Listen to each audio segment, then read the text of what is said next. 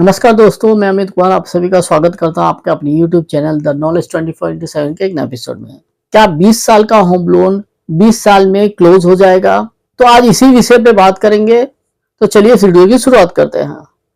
तो दोस्तों एक चीज याद रखिए, जब आप होम लोन लेते हैं तो जो सैंक्शन लेटर पर रेट ऑफ इंटरेस्ट लिखा रहता है वो रेट ऑफ इंटरेस्ट रिड्यूसिंग होता है, और सेकेंड वो रेट ऑफ इंटरेस्ट जो फ्लोटिंग होता है। रिड्यूसिंग मतलब जैसे जैसे पेमेंट होगा वैसे वैसे आपका इंटरेस्ट कम होते चला जाएगा और आपके ईएमआई में प्रिंसिपल अमाउंट बढ़ते चला जाएगा।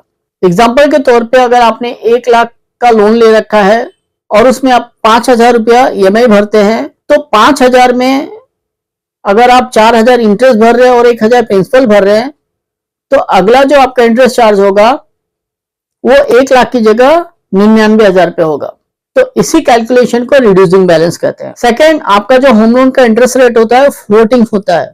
फ्लोटिंग का मतलब अगर आरबीआई रेपो रेट बढ़ा देगी तो बैंक अपना इंटरेस्ट रेट भी बढ़ा देगा, और एनबीएफसी भी अपना रेट लैंडिंग रेट के हिसाब से बढ़ा सकती है। मान लीजिए कि बैंक या एनबीएफसी ने रेट ऑफ इंटरेस्ट 50 पैसे से बढ़ा दिया, तो इस बढ़े हुए इंटरेस्ट रेट का आपके ईएमआई पे, आपके लोन पे क्या इफेक्ट पड़ेगा? तो सबसे पहली बात, बैंक या एनबीएफसी अगर इंटरेस्ट रेट बढ़ाती है तो वो आपका ईएमआई नहीं बढ़ाएगी, वो कोशिश करेगी कि जो 20 साल का लोन है वो 1 साल आगे बढ़ा देगी और ईएमआई सेम रखेगी, ताकि आपको ईएमआई भरने में दिक्कत ना हो।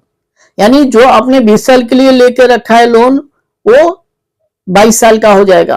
और अगर बैंक या एनबीएफसी फिर अपना इंटरेस्ट रेट बढ़ाती है तो फिर आपका लोन जो है, लोन का जो टेनर है वो 1-2 साल से बढ़ जाएगा। जो लोन 20 साल में बंद हो जाना चाहिए था वो लोन अब 24 से 25 साल का हो जाएगा।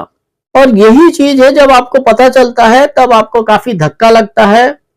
आपको लगता है कि बैंक ने हमारे साथ गलत किया, जबकि ये terms and condition proper legal है। बैंक जब रेट ऑफ इंटरेस्ट बढ़ाती है तब उसे अथॉरिटी होता है कि वो आपका या तो आपका टेनर बढ़ा दे या तो आपका ईएमआई बढ़ा दे।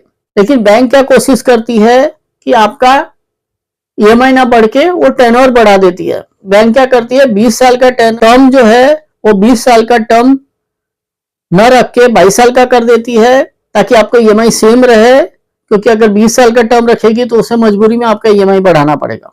तो जब आप 5 साल 6 साल भर दिए और आपको पता चला कि मेरा लोन अब सिर्फ 15 साल रिपेमेंट करना है, लेकिन जब इंक्वायरी करते तो आपको पता चलता है कि 5 साल भरने के बाद भी और आपको 20 साल ईएमआई पे करना है।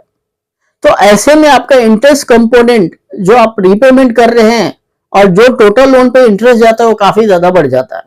तो ऐसे में आप अपने होम लोन को कैसे क्लोज करेंगे? आप तो बहुत ज्यादा परेशान हो जाएंगे कि जब 20 साल का लोन लिया, आपके दिमाग में सेट है कि मेरा लोन 20 साल बाद रिपेमेंट हो जाएगा, मैं कैसे भी करके ईएमआई भर दूंगा, मेरा लोन पेमेंट हो जाएगा, मेरा घर मेरा हो जाएगा। लेकिन इस बढ़ते हुए ब्याज के कारण आपका 20 साल का लोन 25 साल का हो जाएगा, 26 साल का हो जाएगा और आप ईएमआई भरते भरते परेशान हो जाएंगे। तो इससे बचने का क्या उपाय है? क्या बैंक या एनबीएफसी गलत है? दोस्तों, हम उन्हें गलत नहीं बोल सकते, क्योंकि बैंक या एनबीएफसी इन रूल को बहुत पहले से फॉलो करती है, आरबीआई के गाइडलाइंस में ही फॉलो करती है। तो आपने कैसे करना है अपने होम लोन को रिपेमेंट? कैसे 20 साल के लोन को महज 10 साल में आप पेमेंट कर सकते हैं, इस पर मैं ऑलरेडी एक वीडियो बना चुका हूं। लेकिन मैं आपको इस वीडियो में भी बता देता हूं कि आपने सिंपल सा एक काम करना है। सबसे पहले अगर आप होम लोन लेने जा रहे हैं या मॉर्गेज लोन लेने जा रहे हैं, एक बात मेरी याद रखिए, आपने टोटल इनकम का, आपके नेट इनकम का 30% से ज्यादा ईएमआई कभी नहीं लेना है आपको।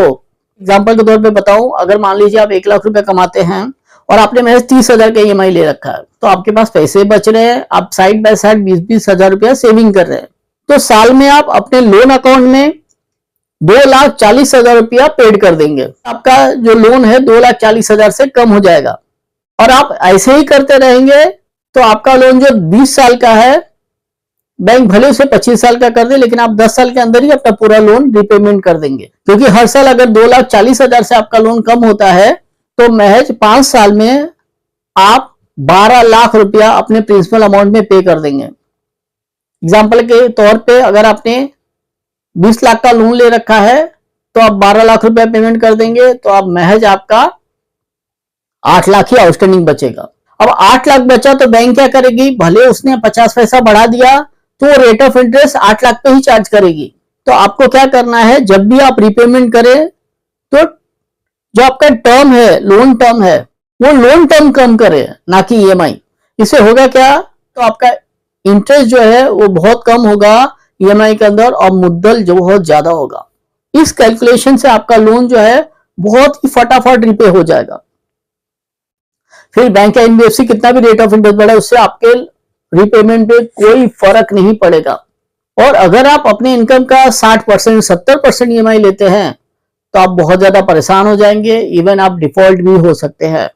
फिर आपकी मेहनत की कमाई का एक मोटा पार्ट बैंक या एनबीएफसी को चला जाएगा। अगर आपको इन्फॉर्मेशन अच्छी लगी है तो कृपया करके इसे लाइक करें, मेरे चैनल को सब्सक्राइब करें और भी लोगों में इस वीडियो को शेयर करें। धन्यवाद।